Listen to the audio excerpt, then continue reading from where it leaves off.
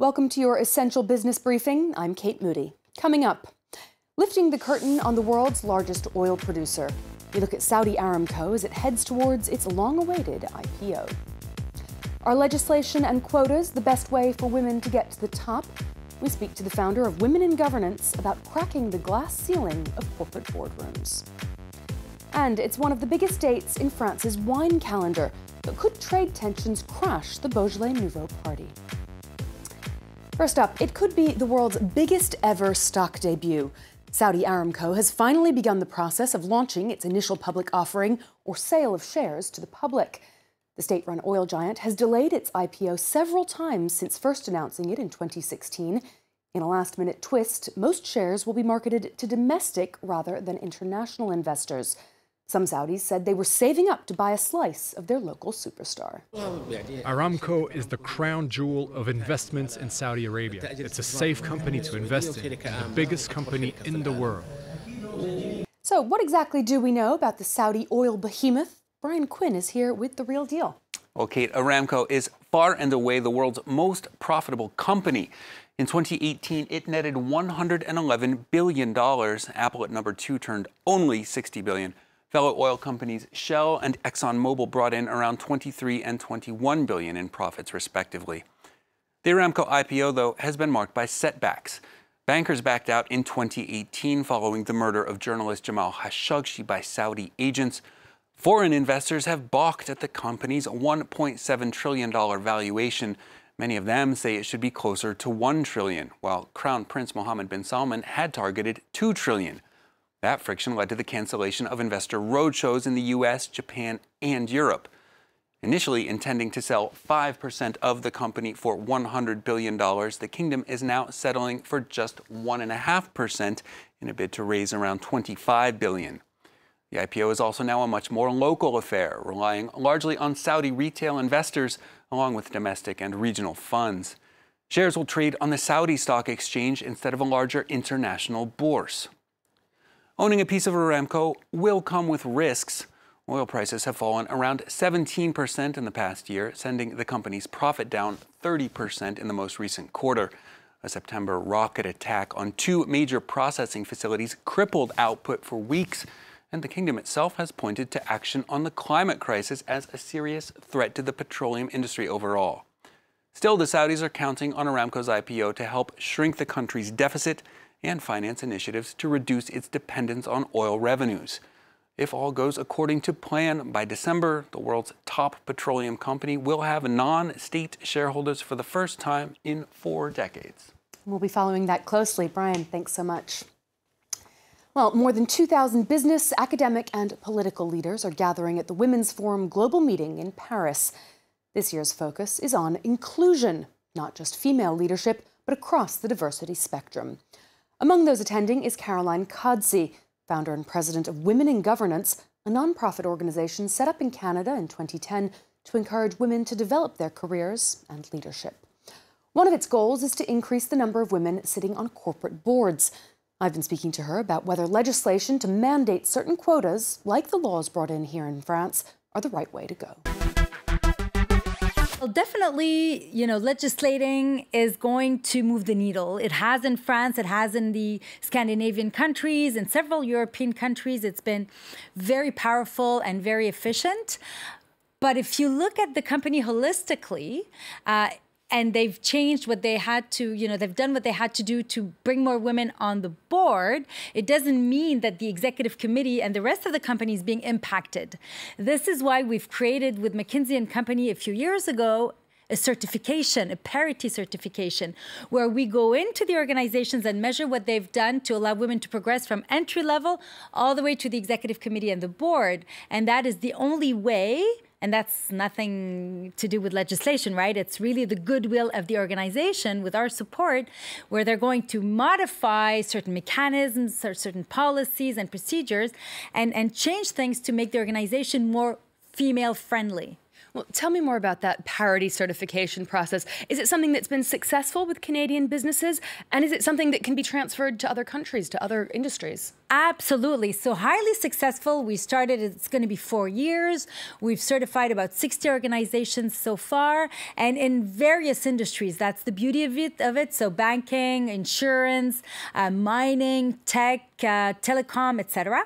And we look at the quantifiable and quality and quantity. It's kind of hard to translate from French, but we look at both aspects and ensure that organizations not only have the right numbers, we know that it's a pyramid and there will be less and less women, but that they also have all the policies that are required to make this sustainable.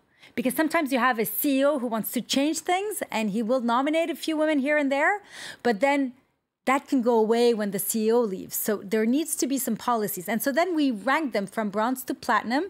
We honor them at an annual gala, which they love. And we also recognize their progress. Some organizations over the past 3 years have moved from bronze to platinum because we give them recommendations, best practices, and they implement them because they actually really want to reap the benefits of having more diversity. And a lot of companies actually, all companies will tell you that they want to have more women at the executive level, but they don't know how to do it. But very often they don't even know where the gaps are or the magnitude of the gap. So how can you really work on that gap? So transparency can lead to action a little bit. Absolutely. Now, when we talk about gender equality in the workplace, whether it's a matter of pay or position or career advancement, one of the major issues becomes parenthood. It's something that we talk about a lot. Yes. Because many women see their career paths stall after taking maternity leave. How can we make progress? So that's a reality that is never going to go away. Obviously, mothers will always be mothers. We are now in a phase, especially in Canada, more and more men are taking paternity leave, allowing their spouse to go back to work sooner. Our parental leave, our maternity leave is a whole year in Quebec. It's a very long time. If you have 3 children, this is 3 years that you're gone. So organizations can support these women during their maternity leave by, keeping in touch and ensuring that they are well supported when they come back. Very often they return to work and they realize that this is just too difficult to, there's no flexibility, there's no understanding from her boss that her reality may have changed. And so also empowering the spouse, the male spouse, and making him a part of this so that, of course, while we're pregnant, it's only us. Giving birth, it's only us. But after that, it should be shared. And to this day, women still do 2 to 3 times the work with the children and the house chores than men do. So it's, again, a mix of legislation and company responsibility and individual responsibility. Exactly. As well. All three. I'd like to ask your reaction to a tweet by Christine Lagarde. Yes. She, of course, was the first female head of the IMF. She's now the first female president of the European Central Bank.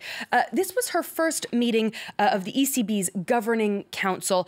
And you can see that with the exception of Lagarde herself in the background and the painted ladies on the wall, there's not a woman in sight. What kind of message does this send? Well, I've seen this tweet actually, and what I call this type of table is male, pale, stale. So it is high time that this changes, and I just hope that individually these men realize that they need to do something to empower women to come in. Because what Christine Lagarde also always says is when a man tells me that he doesn't have any women on his board because he can't find them, that she in her little pocket has a list of women that she can hand to these men. So I too have a list. So if they're looking, they can call me. I can help them. It's a festive period for French wine lovers, the annual Beaujolais Nouveau celebrations. On the 3rd Thursday of November, French producers release new bottles harvested that same year and only fermented for a few weeks. But this year, the buildup has been marred by trade tensions and U.S. tariffs. Catherine Viette reports. The Beaujolais region is bustling as it prepares for the annual launch of its most famous young wine. While the general consensus is that this year's Beaujolais Nouveau is worth the fanfare, producers are worried about the impact of U.S. tariffs. Many producers, like Georges Deboeuf, have agreed to shoulder part of the cost themselves to retain their American clientele. It's clear that if we didn't have a presence with this year's Beaujolais Nouveau, it could disappear from the US market altogether. It was crucial that we save this campaign. In the future, it's the entire 2019 production, an entire region, an entire sector threatened, and it's extremely complicated and worrying. Last month, the Trump administration slapped a 25% import tax on most French wines as part of an ongoing trade spat with the EU over subsidies it provided to aircraft giant Airbus. The pain also being felt by U.S. importers as they worry about passing on the higher costs to their customers. But for French wine growers, there's more to worry about than American tariffs. There's also Brexit and changing taste of consumers. Japan's lowered its taxes on imports, but that doesn't mean they're buying more wine. The global wine trade's complicated nowadays, especially at a time when competition's fierce. Globally, wine's in overproduction, and there's a tighter funnel when it comes to sales. According to the French finance minister, France's wine growers could lose as much as 300 million euros in exports next year. But the party will go on as producers and consumers celebrate this year's Beaujolais Nouveau. Well, that's all for this week. Don't forget you can get in touch on Facebook at France 24 Business or Twitter at Kate A. Moody. Until next time, thanks for watching.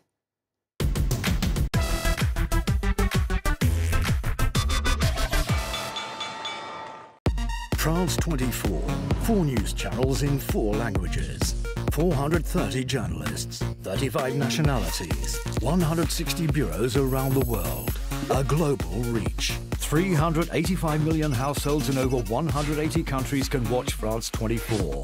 80 million viewers watch the channel every week, and the numbers are constantly growing, with audience multiplied by 2 in 5 years. France 24 Online is also forging ahead. Over 15.5 million visits a month on France24.com.